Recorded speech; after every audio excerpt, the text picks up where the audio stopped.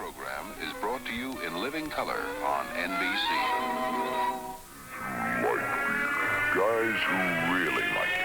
What a wonderful time, what a wonderful day to live over and over. Here for the wonderful friends on the wonderful night to live over and over, and over, over and over, over and over. Honey, Tristan tablets do so much more than aspirin alone. Stop. Think. Take new Pertussin Plus. They're a lot longer than king size. I start every day with a Geritol tablet. Take Somonex as directed for 100% safe sleep. That's how Anacin relieves headache, pain, and its tension. Try Anacin. Try it. Well, let's try it. Thank you, Marks. Get set.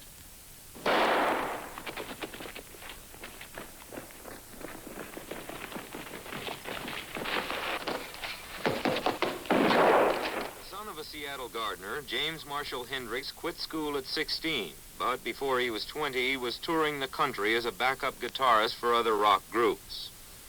In 1966, a manager discovered him in a Greenwich Village bar, took him to Europe, formed a group, and just 9 months later, Jimi Hendrix returned world famous.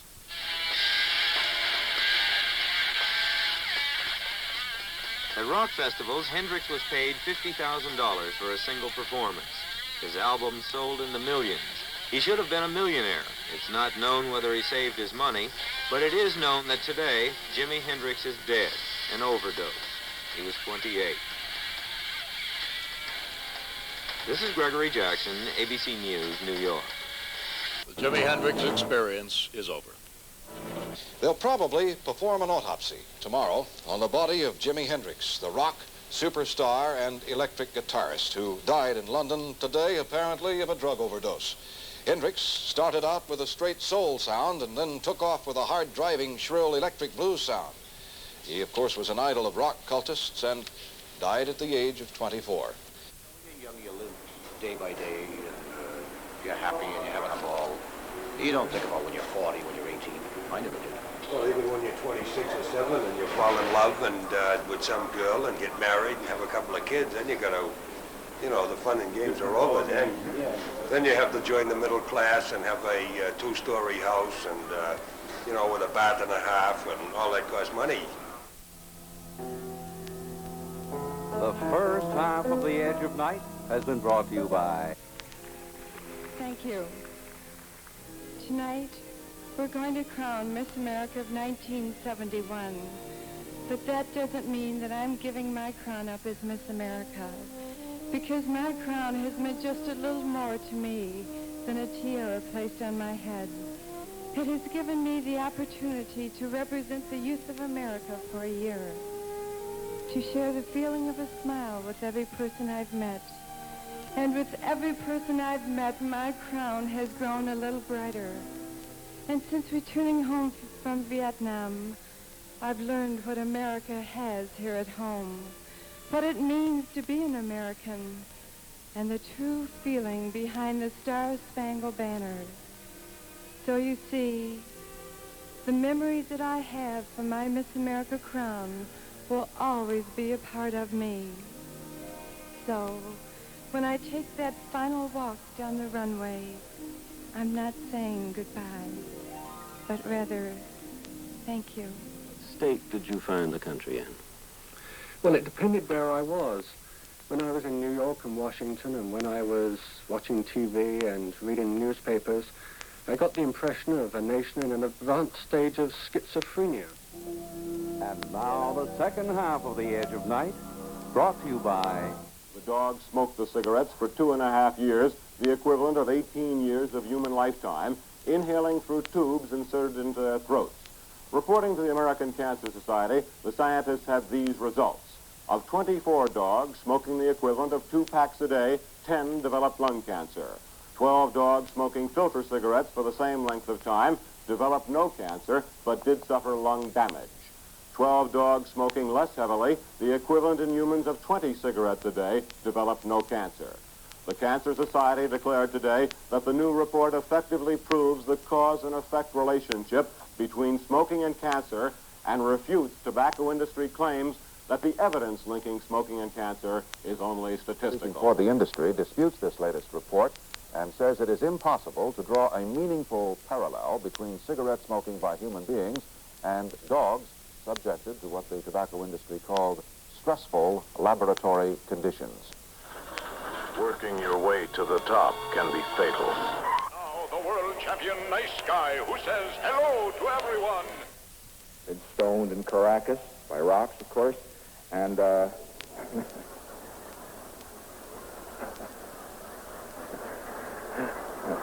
I've been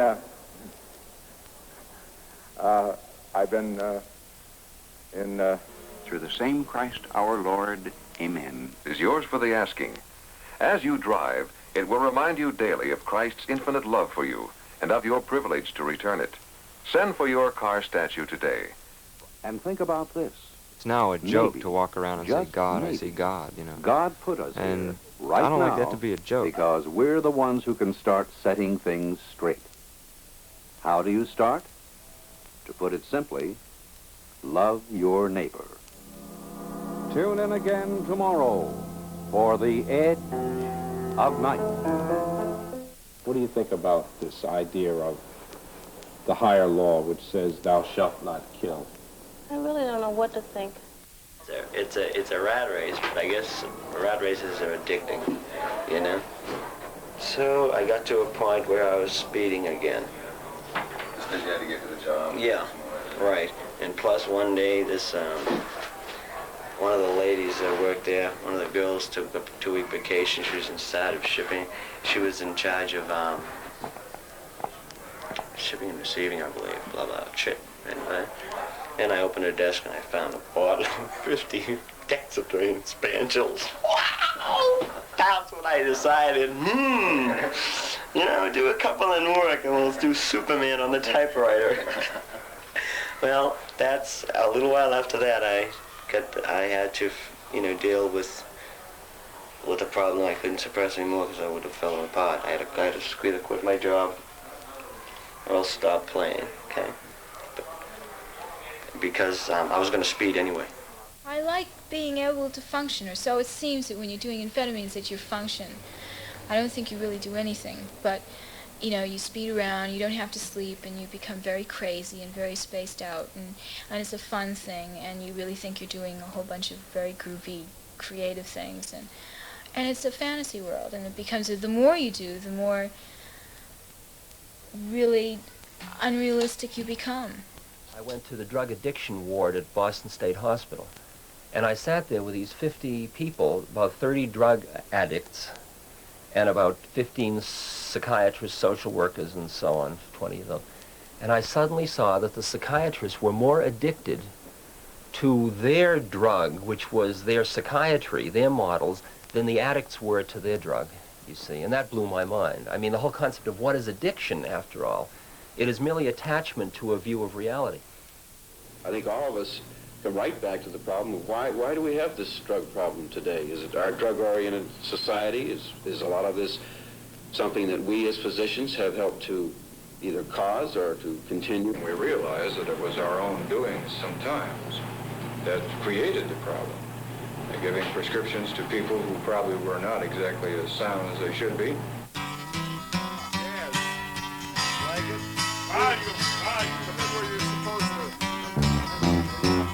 I get my nickel now?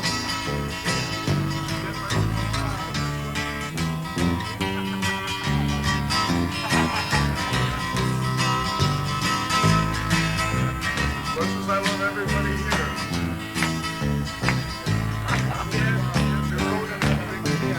Uppers and downers is bad for you. They ain't like a drinking wine. Uppers and downers put the whammy on you. Get you every time. I ain't seen or never done them before. Sure as hell ain't gonna do them no more. Uppers and downers is bad for you. They ain't like a drinking wine. Had a friend crazy for reds. Nothing bothered him at all. Yada.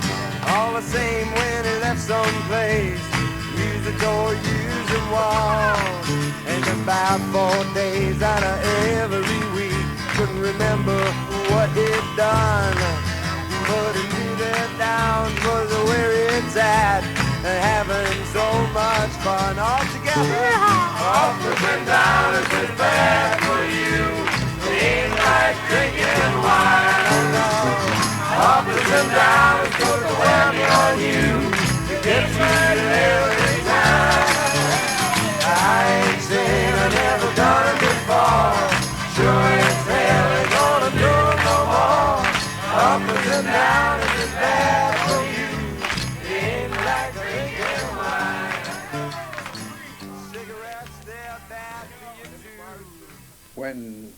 When a person goes above the normal dosage of the drug, they're putting themselves in danger of becoming addicted, and in danger of getting into this kind of vicious circle of needing to stay high in order to avoid the effects of the low. I approach speeding the same way people were approaching acid, as, you know, experimenting with this drug as a chemical substance for, you know, better living through chemistry.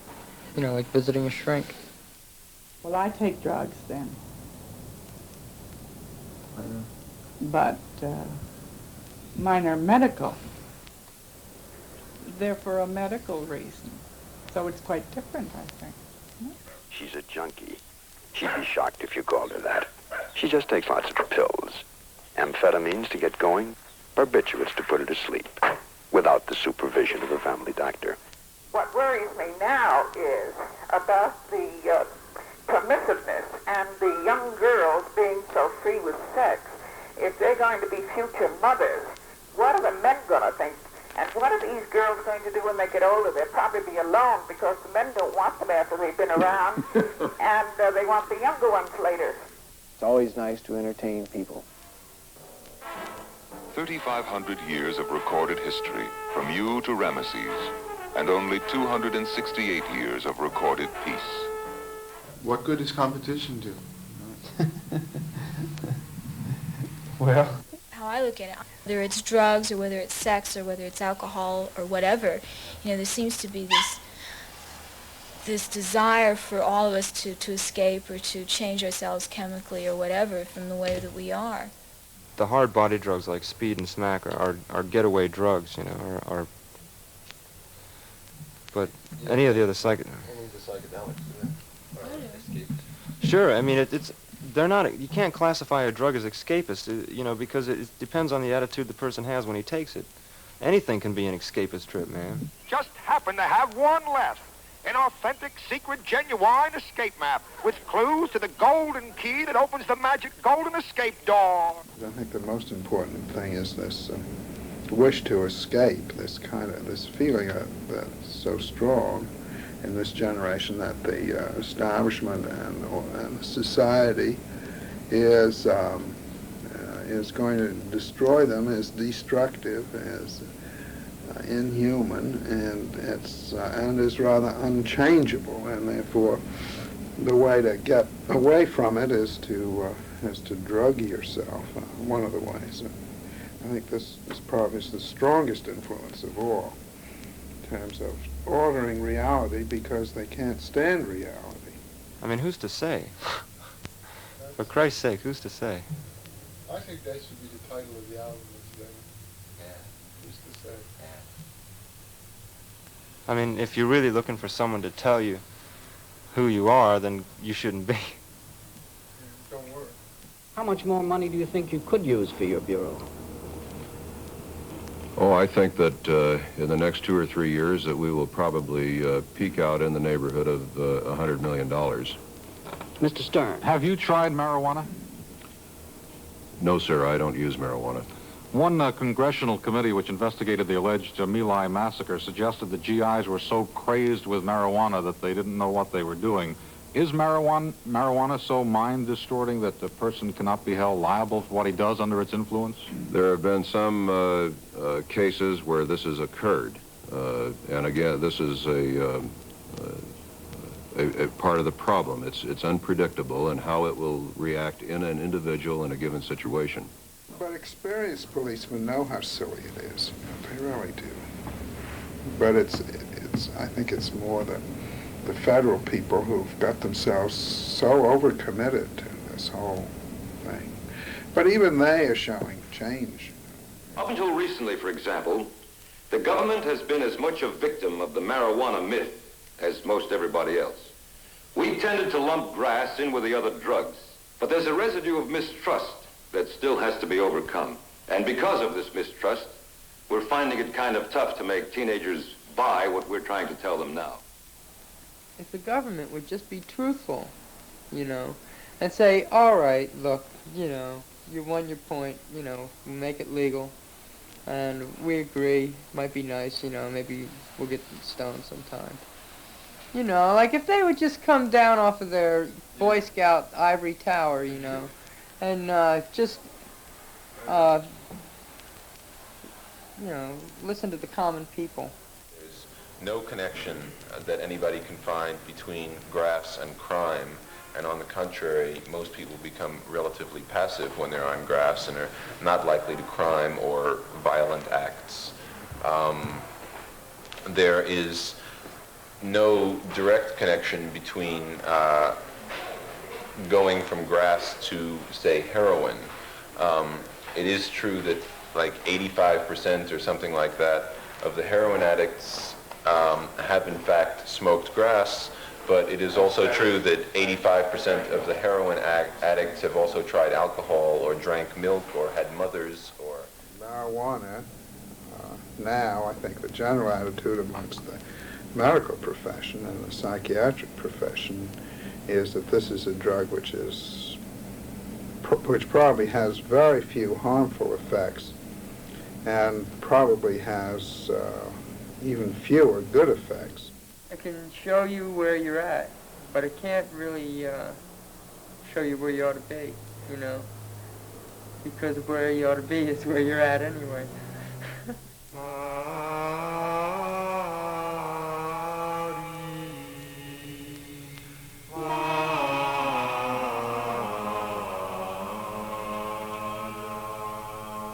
Pot, marijuana, kunubu, kunapu, cannabis, konapkina, kanamazo, kanas.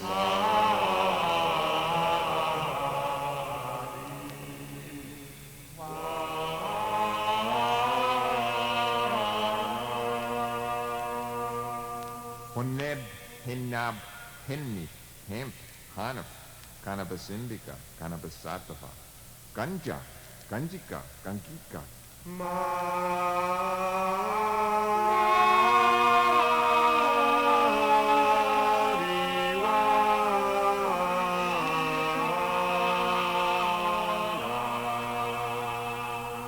Hashisha, hashish, hashash, hashaichi, indrasens, kia insangu, kefki, kia,